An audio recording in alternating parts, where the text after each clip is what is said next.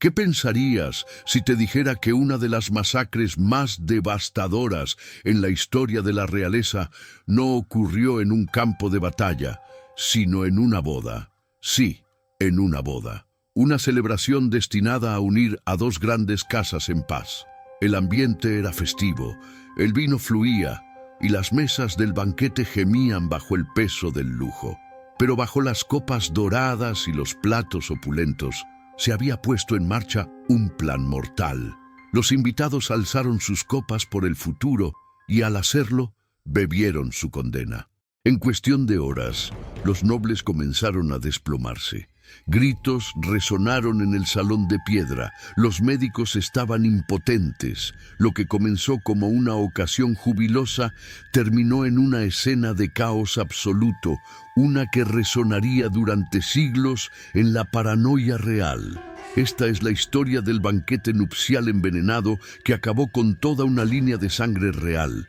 Y es tan escalofriante como suena. Si te interesa la historia oscura y las conspiraciones que cambiaron el mundo, asegúrate de darle like a este video y suscribirte al canal para no perderte nuestras próximas investigaciones. Ahora, acompáñame en este viaje al pasado. El relato comienza en la Europa del siglo XIV, una época en la que la espada no era el único arma del poder. La mesa podía ser igual de letal. El evento mortal ocurrió en medio de las luchas por el poder entre dos casas nobles, la casa de Trastámara y la casa de Borgoña.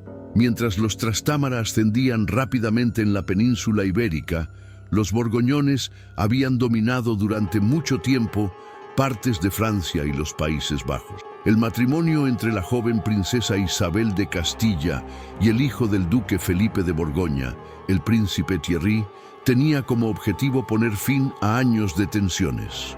El enlace fue orquestado por sus mayores con la esperanza de forjar la unidad entre sus facciones, una rara chispa de paz en una época empapada de traición. Los preparativos de la boda fueron nada menos que espectaculares. Cronistas de la época hablaron de muros cubiertos de sedas, orquestas tocando toda la noche y animales enteros asados y servidos en bandejas de plata. Más de 400 invitados nobles de toda Europa llegaron al gran palacio ducal en Dijon, sin saber que muchos de ellos no saldrían con vida. Las apuestas políticas eran enormes. Unir a los Trastámara con Borgoña no solo consolidaría vastos territorios, sino que también reconfiguraría la dinámica de poder de Europa occidental. Era un evento observado por papas, reyes y enemigos por igual, pero incluso cuando comenzaron las celebraciones, ya se habían sembrado las semillas de la perdición. Tras bastidores, las viejas rencillas no se habían olvidado.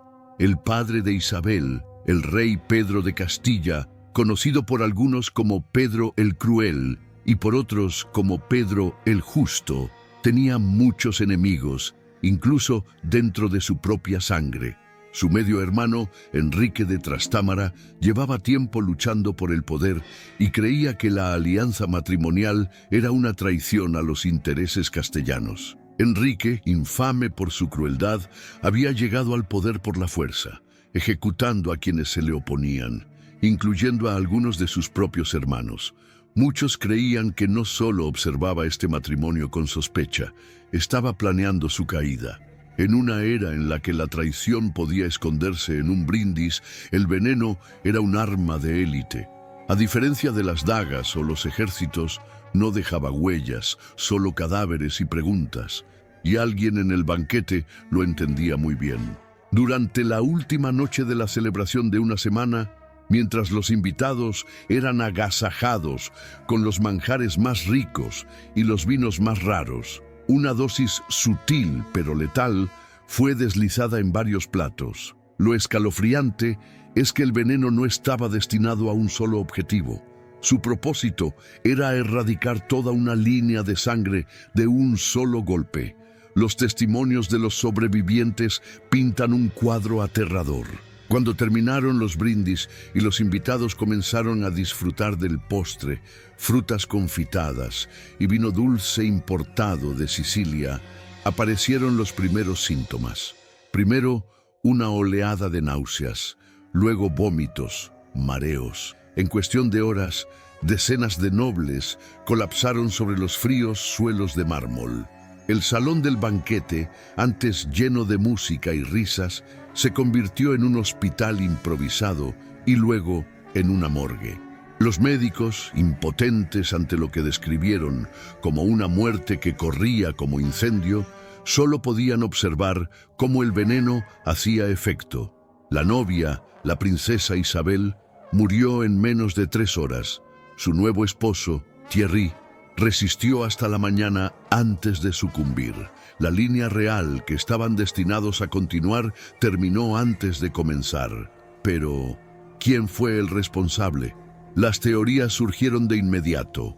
Algunos culparon a un cocinero vengativo, despedido meses antes de la boda por acusaciones de robo. Otros apuntaron a agentes de reinos rivales, especialmente Navarra y Aragón, ambos temerosos de una alianza Trastámara-Borgoña. Pero las sospechas más graves recayeron sobre Enrique de Trastámara. Muchos historiadores sostienen que él orquestó todo el asunto, temeroso de que los descendientes de Isabel algún día desafiaran su derecho al trono. Envenenar la boda de su propia sobrina. Para Enrique, eso pudo haber sido solo otro día de trabajo.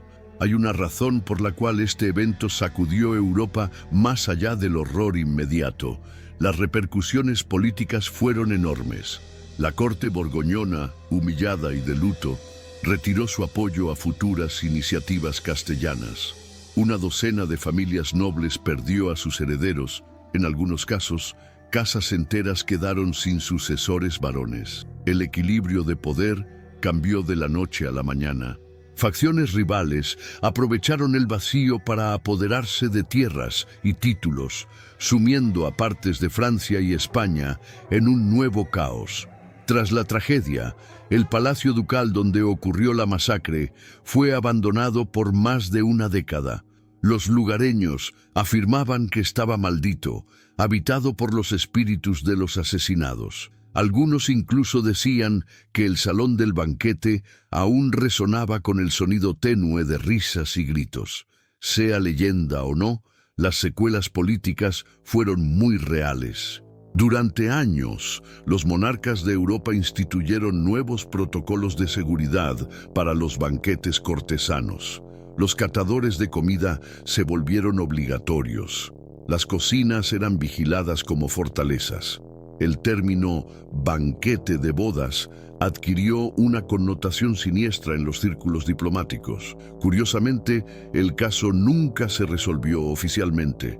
Nadie fue arrestado, no hubo juicio público. Las muertes se registraron oficialmente como una enfermedad desafortunada, un eufemismo transparente que no engañó a nadie.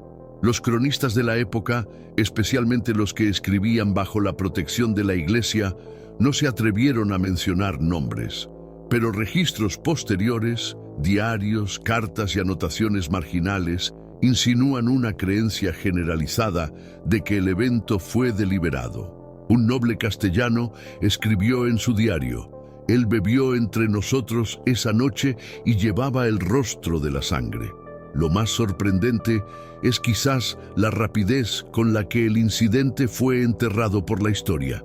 A diferencia de masacres y traiciones ampliamente conocidas como la matanza de San Bartolomé o la Cena Negra de Escocia, el banquete nupcial envenenado permanece en la oscuridad, casi borrado de los registros oficiales. ¿Por qué?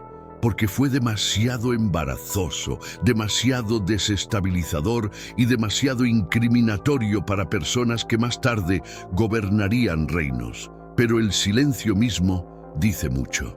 La tragedia de Isabel y Thierry no trata solo de dos jóvenes reales cuyas vidas fueron truncadas. Es un recordatorio de cómo el poder, la paranoia y la ambición pueden convertir una celebración en una masacre. Nos recuerda que en las cortes reales de Europa La confianza era una moneda escasa y que incluso las instituciones más sagradas, como el matrimonio, podían convertirse en herramientas de guerra política. El banquete nupcial envenenado no fue solo un acto de asesinato, fue una eliminación calculada de un futuro que amenazaba el presente de otro.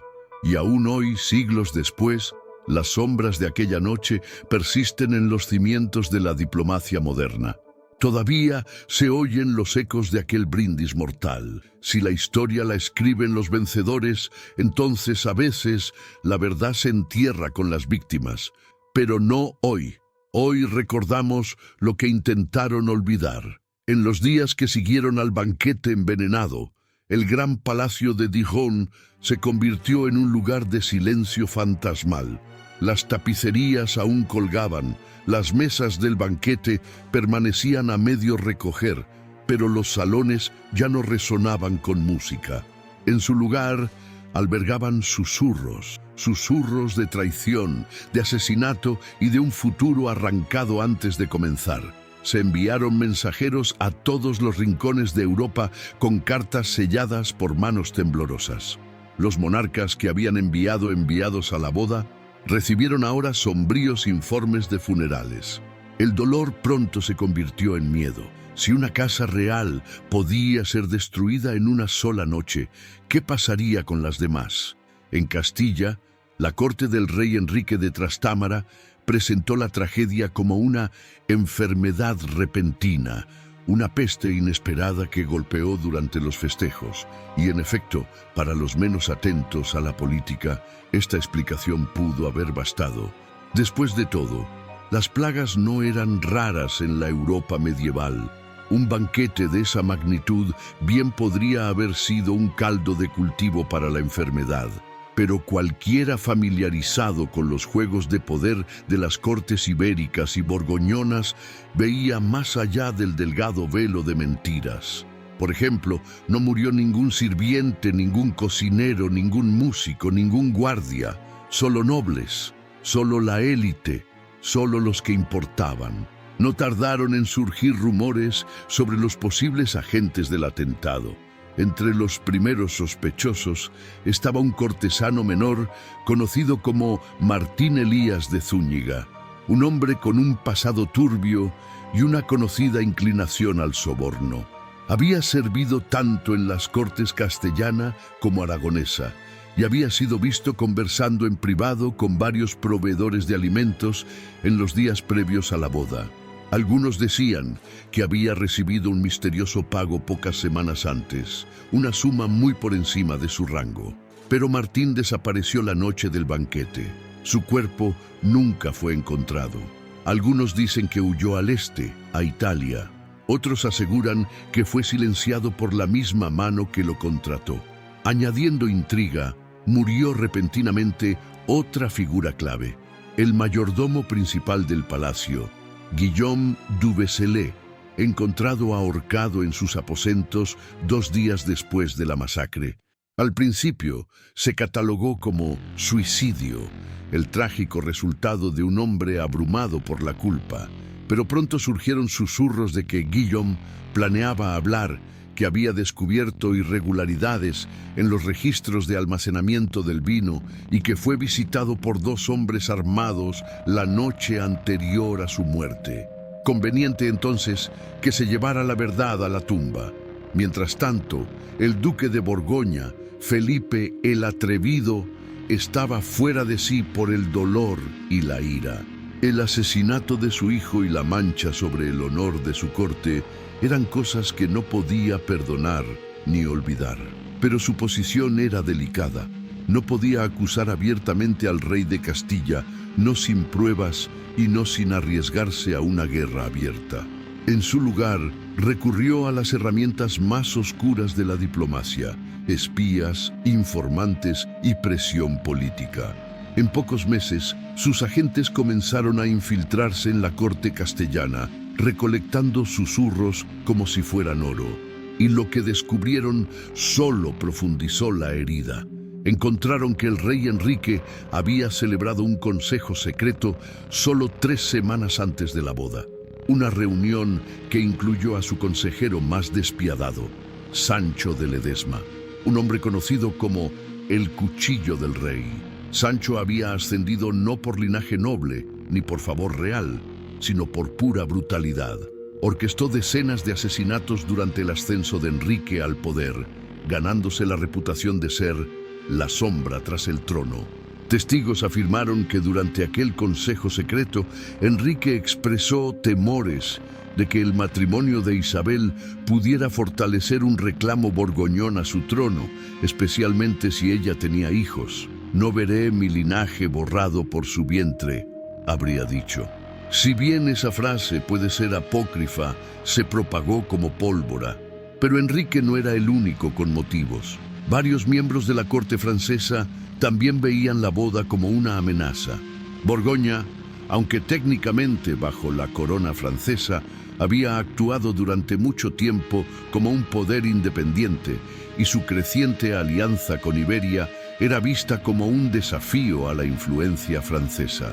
Carlos V de Francia, aunque públicamente guardó silencio, se rumoraba que ofreció aprobación tácita para cualquier medida que mantuviera a Borgoña bajo control.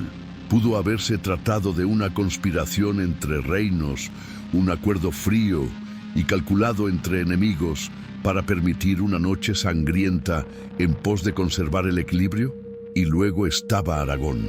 La corona de Aragón había chocado con Castilla durante décadas, y una nueva alianza entre Castilla y Borgoña amenazaba con aislarla aún más. El rey Pedro IV de Aragón, conocido tanto por su astucia como por su diplomacia cautelosa, había expresado recientemente su profunda preocupación por la boda. Aunque nunca se ha demostrado un vínculo directo entre Aragón y el envenenamiento, documentos posteriores sugieren que los agentes de Pedro vigilaban de cerca los preparativos. ¿Vigilancia o sabotaje? La historia deja la pregunta en el aire.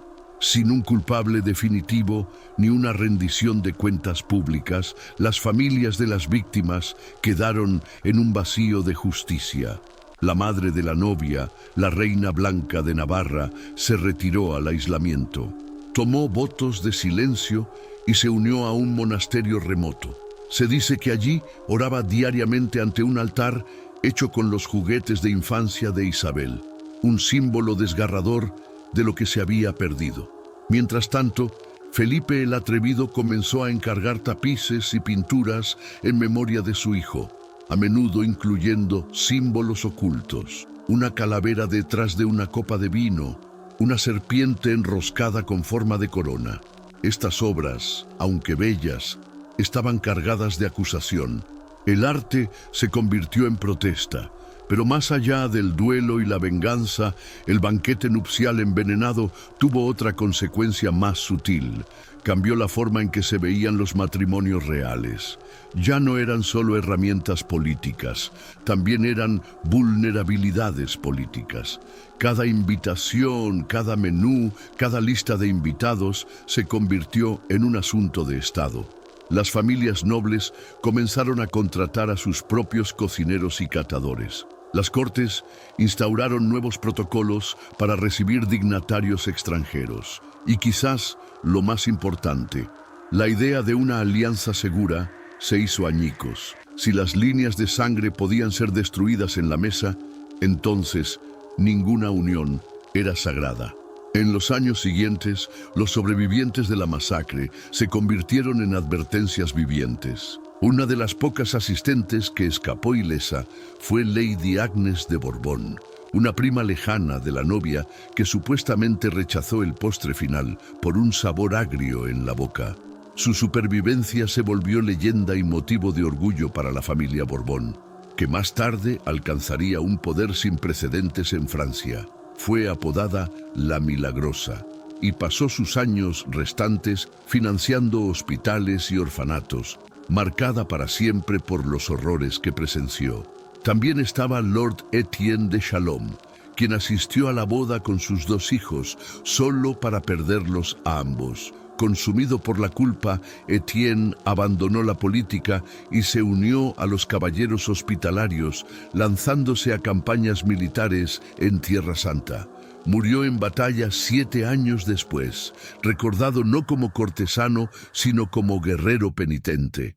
Sus cartas, halladas en los archivos de Aviñón, hablan con angustia sobre la boda. Bailamos con la muerte esa noche, y él sonreía desde cada vela. Curiosamente, el envenenamiento también tuvo implicaciones teológicas. La Iglesia, ansiosa por mantener la ilusión de orden divino, luchaba por explicar cómo un mal tan grande podía ocurrir durante una ceremonia sagrada.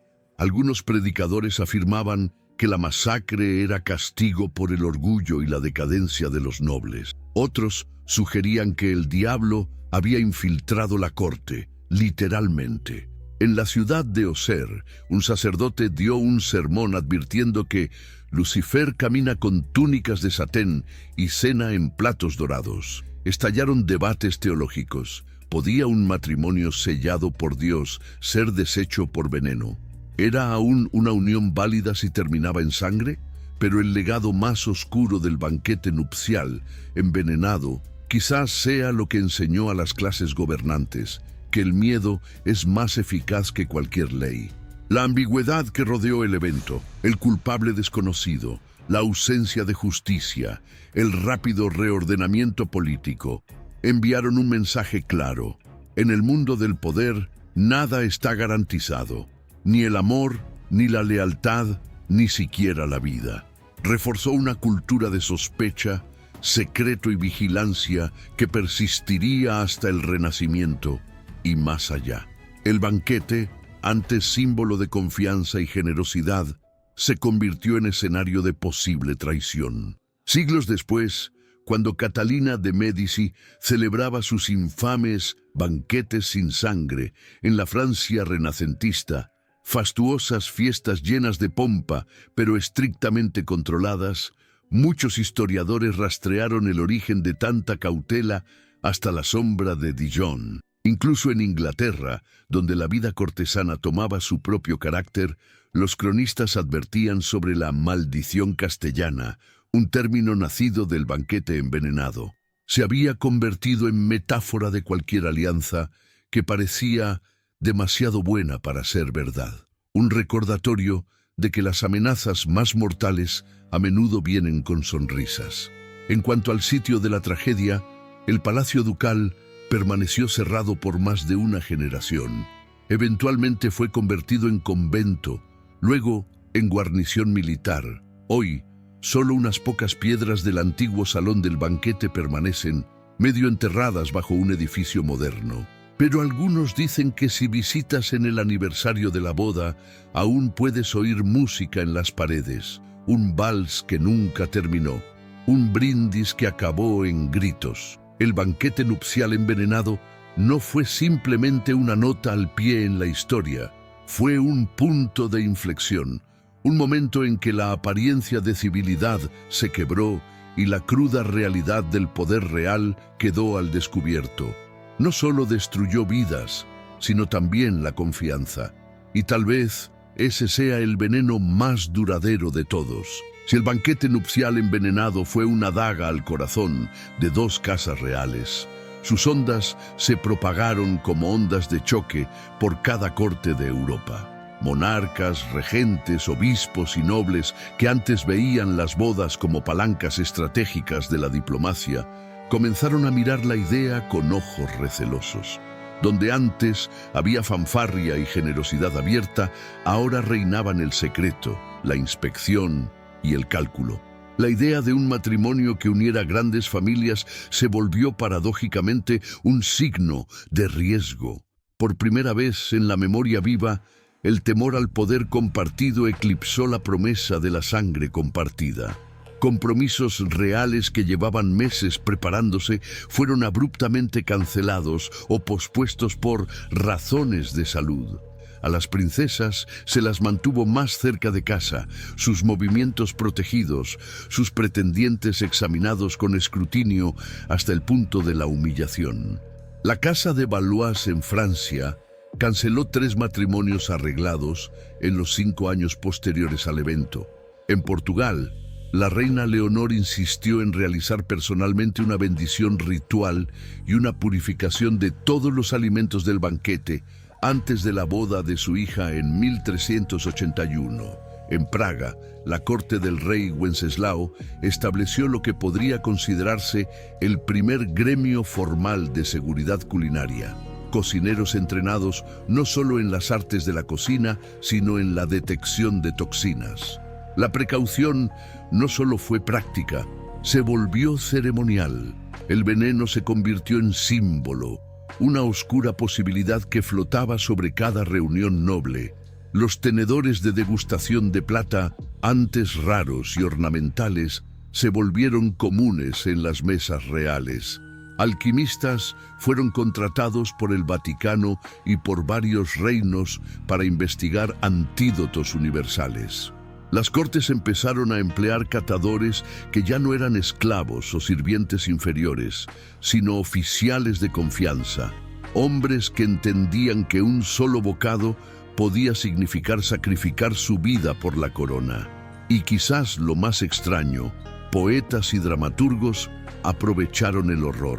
Baladas sobre la boda comenzaron a circular ya en 1372. La más famosa, La noche del vino roto, retrataba el envenenamiento no solo como un crimen político, sino como una maldición de un espíritu agraviado, un espectro ancestral que acechaba la sangre de los Trastámara.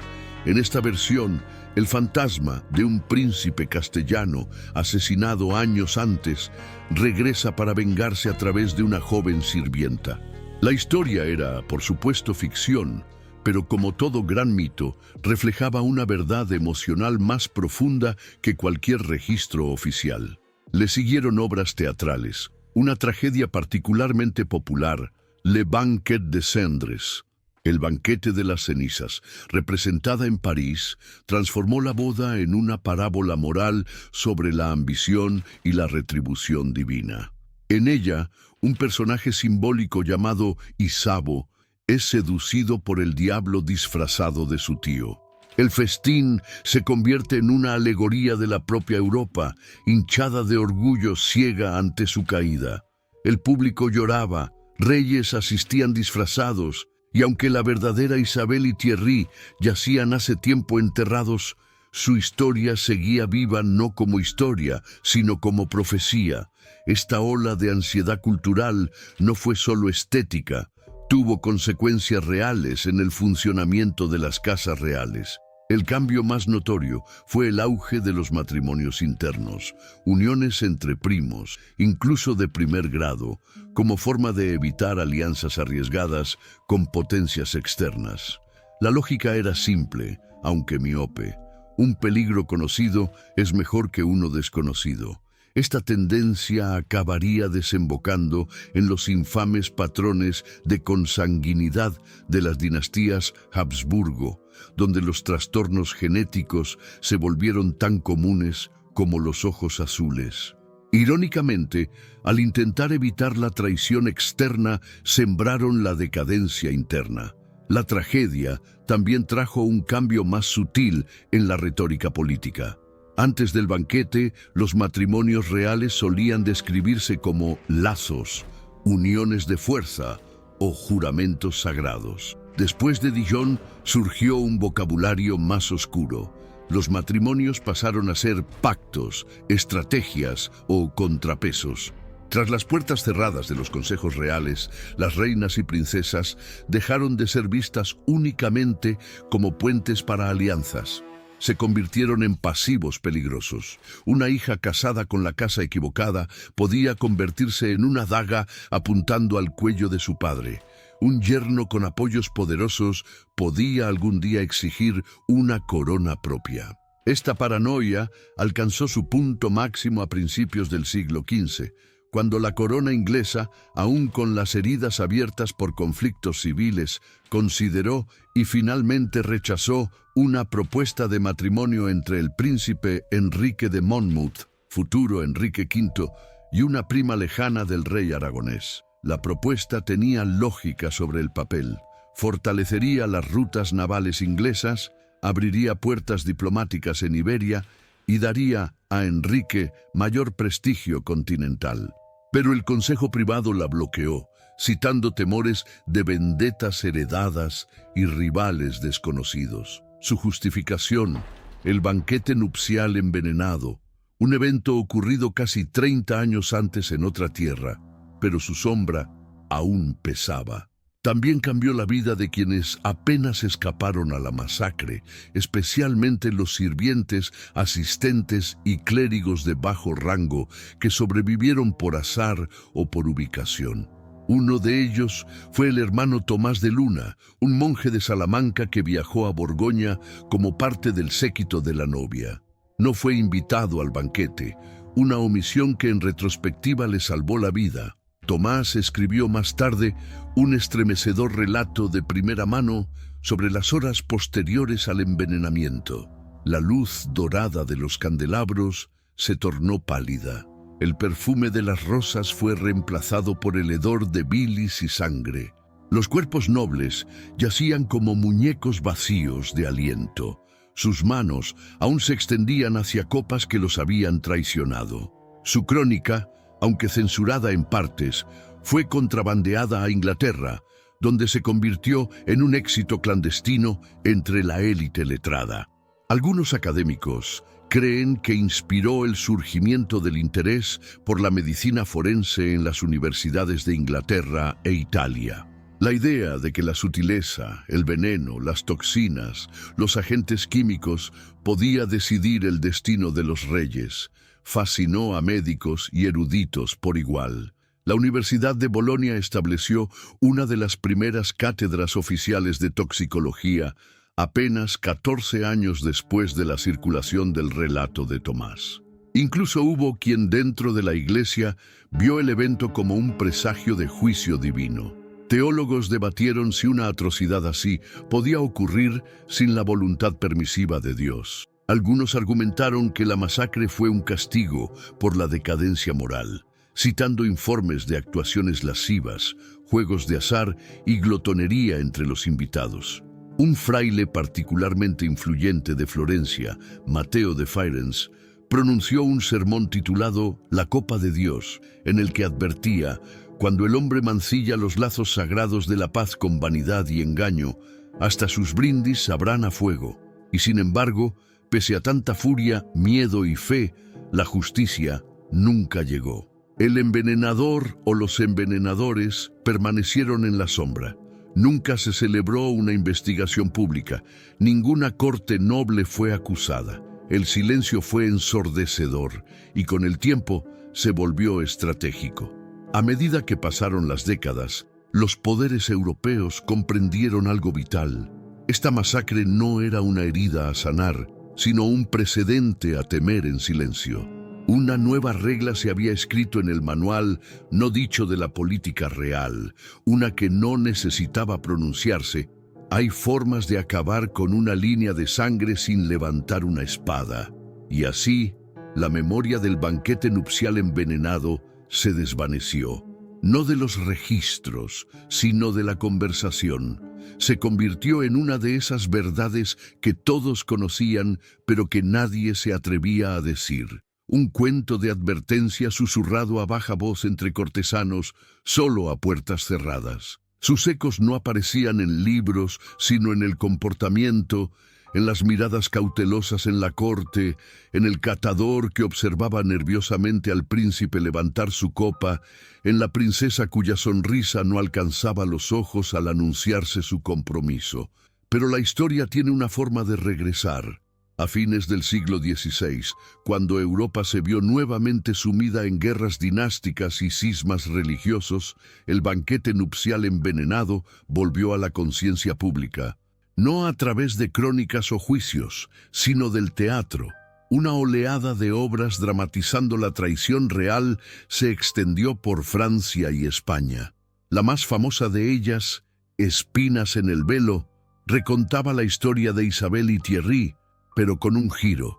En esta versión, Isabel sobrevive y se venga envenenando a toda una corte rival.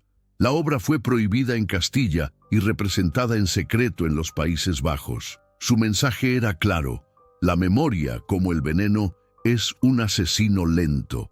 El relato continuó inspirando a pintores, poetas e incluso compositores. Una ópera barroca, Lacrimae Nuptialis, La boda de las lágrimas, incluía un aria desgarradora en la que una novia moribunda canta a los fantasmas de sus hijos no nacidos. El público, consciente de la historia real tras la ficción, lloraba no solo por ella, sino por lo que pudo haber sido.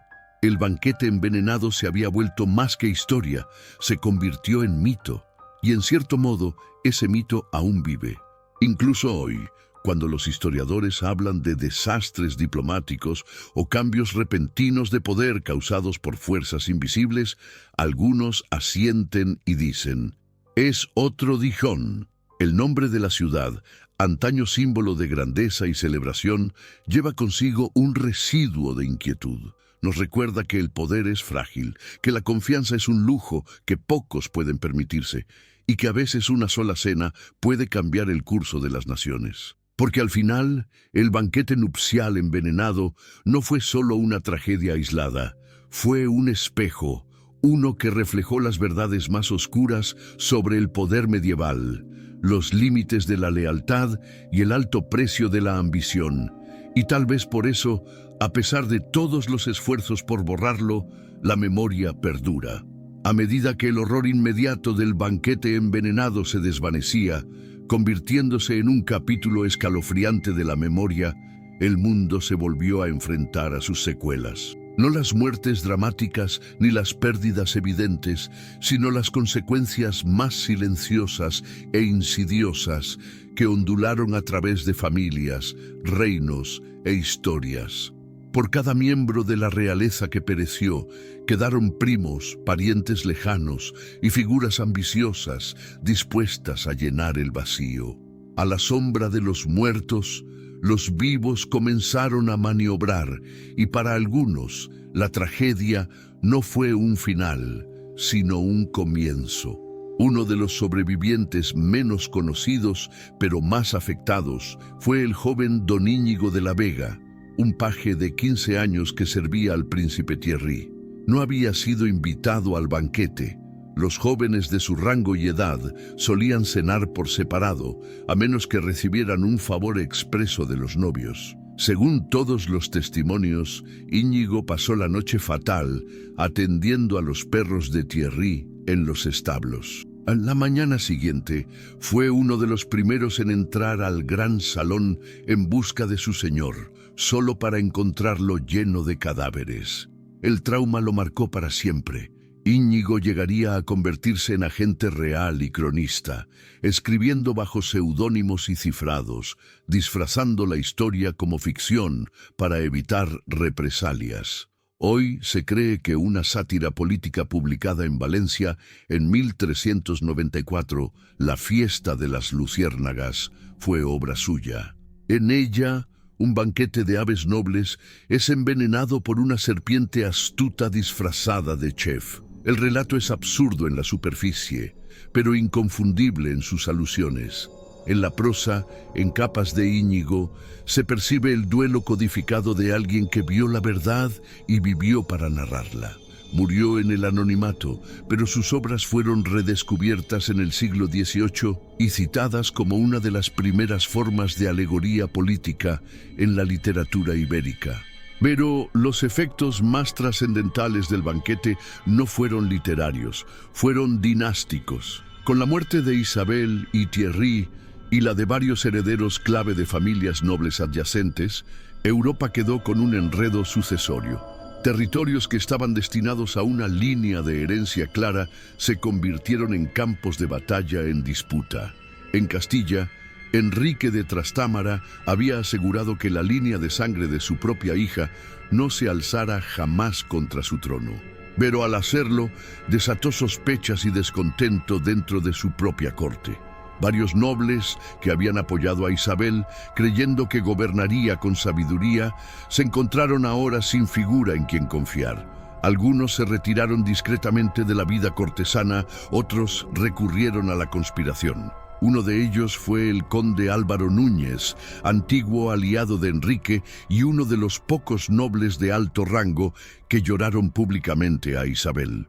Aunque nunca fue acusado abiertamente de rebelión, cartas descubiertas siglos después revelan que Álvaro comenzó a cartearse con emisarios de Portugal y Francia, posiblemente preparando el camino para un pretendiente alternativo al trono castellano. Sus esperanzas no llegarían a nada. Fue encarcelado por cargos vagos en 1373 y ejecutado un año después.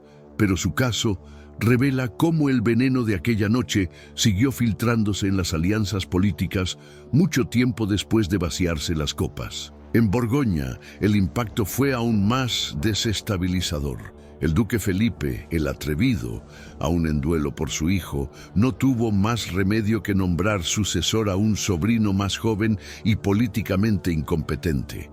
Esto desencadenó luchas internas en la corte borgoñona y eventualmente una pugna por el poder que debilitaría la independencia de la región.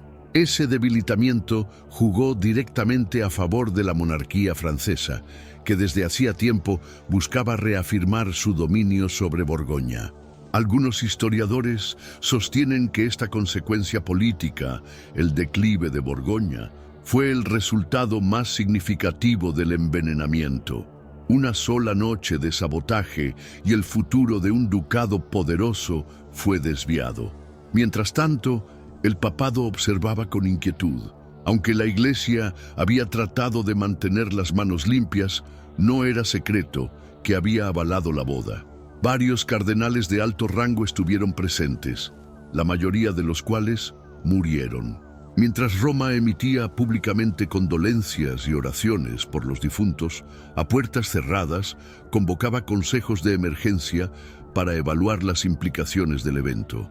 El Vaticano comprendió que ya no podía confiar en los líderes temporales para honrar los votos sagrados, ni siquiera en el altar. La repercusión teológica fue sutil pero importante. Comenzó a darse mayor énfasis a la intención divina por encima de la unión política. Algunos argumentan que este cambio ayudó a preparar el terreno para pensadores reformistas que más tarde desafiarían la unión de Iglesia y Estado. Uno de los resultados más curiosos de la tragedia fue la aparición del protocolo del veneno entre los futuros monarcas. Este conjunto informal de precauciones se volvió estándar en muchas cortes europeas y se transmitió como el folclore. Siempre beber de tu propia copa, no consumir alimentos preparados por cocineros extranjeros sin probarlos antes, evitar postres en bodas. Estas prácticas no estaban escritas, se susurraban, se aprendían por experiencia y se enseñaban como supervivencia.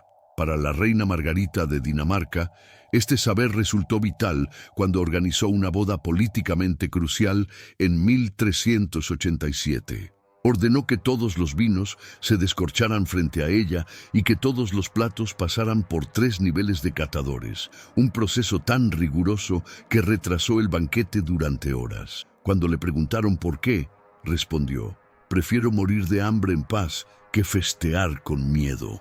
Su cautela le valió burlas entre algunos cortesanos, pero su dinastía sobrevivió sin ser envenenada. El recuerdo de Dijon seguía haciendo su trabajo. En algunos lugares, la tragedia se convirtió en superstición. En Navarra y el norte de España, surgió la creencia de que las uvas nupciales, habitualmente servidas en racimos como símbolo de fertilidad, podían traer la muerte si se comían durante el brindis final. Este temor, claramente inspirado en el banquete envenenado, se difundió rápidamente y persistió durante siglos. Incluso en el siglo XIX, algunas costumbres locales evitaban servir uvas en ciertas etapas de las celebraciones nupciales. El miedo, cuando se mezcla con el ritual, puede sobrevivir generaciones. Y sin embargo, no todas las consecuencias nacieron del temor. Algunas surgieron de la reflexión. Un siglo después de la masacre, durante los albores del Renacimiento, un pequeño círculo de eruditos castellanos conocidos como los Hijos de la Cifra comenzó a reevaluar eventos históricos a través del lente del fallo sistémico más que de la villanía individual. Argumentaban que el banquete nupcial envenenado no fue solo obra de un loco o de un rey ambicioso. Fue el resultado inevitable de un sistema político construido sobre alianzas frágiles y ambiciones personales. En sus escritos se encuentran los primeros llamados a un sistema codificado de diplomacia interreinos, tratados que no pudieran deshacerse por el capricho de un solo gobernante. Uno de los miembros de este círculo, el padre Rodrigo Ferrán, escribió un tratado titulado De los banquetes y los fracasos, los límites de la confianza entre príncipes, donde planteaba una visión sorprendentemente moderna del arte de gobernar. Según él, la verdadera estabilidad solo podía lograrse mediante la transparencia, la mediación imparcial y sistemas de gobernanza compartidos. Sus ideas eran radicales para la época y en gran medida ignoradas, pero siglos después, teóricos políticos lo citarían como precursor de los principios que inspirarían la creación de organismos internacionales y alianzas pacificadoras. Y así, el banquete nupcial envenenado, si bien comenzó como una explosión de violencia y silencio, se convirtió con el tiempo en un prisma a través del cual Europa examinó su alma. A través del duelo, la poesía, el protocolo y la filosofía, el evento perduró. Una herida que nunca sanó del todo, pero que enseñó mientras cicatrizaba. Reconfiguró no solo quién gobernaba, sino cómo gobernaban. La lección, enterrada bajo capas de miedo y lápidas olvidadas, era simple: que la confianza, una vez rota, se convierte en la moneda más escasa de todas. Hasta el día de hoy, algunos historiadores sostienen que la tragedia aceleró la evolución de la diplomacia moderna, no mediante edictos ni declaraciones, sino a través del miedo. Un acuerdo silencioso entre monarcas de que ciertas líneas, una vez cruzadas, cambiaban para siempre las reglas del juego. El banquete no solo cobró vidas, forzó a los gobernantes a reconocer una verdad peligrosa: que en un mundo sin rendición de cuentas, ni siquiera las uniones más sagradas están a salvo del sabotaje. Y sin embargo, entre tanta oscuridad, la memoria de Isabel y Thierry brilla con extraña luminosidad. Dos jóvenes unidos no solo por la política, sino, si las cartas entre ellos son creíbles, por afecto genuino. Su correspondencia, descubierta en los archivos de Toledo y Dijon siglos más tarde, revela una historia tierna y humana bajo la política. En una carta escrita pocas semanas antes de la boda, Thierry dice: que el mundo gire en su caos, que los hombres murmuren sus intrigas. Cuando vea tus ojos al otro lado del altar, solo recordaré la paz. Nunca tuvo la oportunidad, pero sus palabras perduran. El banquete nupcial envenenado no fue solo una tragedia real. Fue un punto de inflexión que redefinió la confianza, el poder y la diplomacia en Europa. Su silencio resuena más fuerte que muchas guerras, recordándonos que los golpes más mortales de la historia suelen darse tras puertas doradas. Gracias por vernos. Si este relato te ha dejado pensando, déjanos un comentario abajo y dinos qué crees que fue lo más impactante de esta historia: la traición, el misterio o las repercusiones políticas. Queremos leer tu opinión. No olvides suscribirte si aún no lo has hecho y activar la campanita para que YouTube te notifique cada vez que subamos un video. Y si te pareció interesante, aquí tienes otro video que también podría gustarte.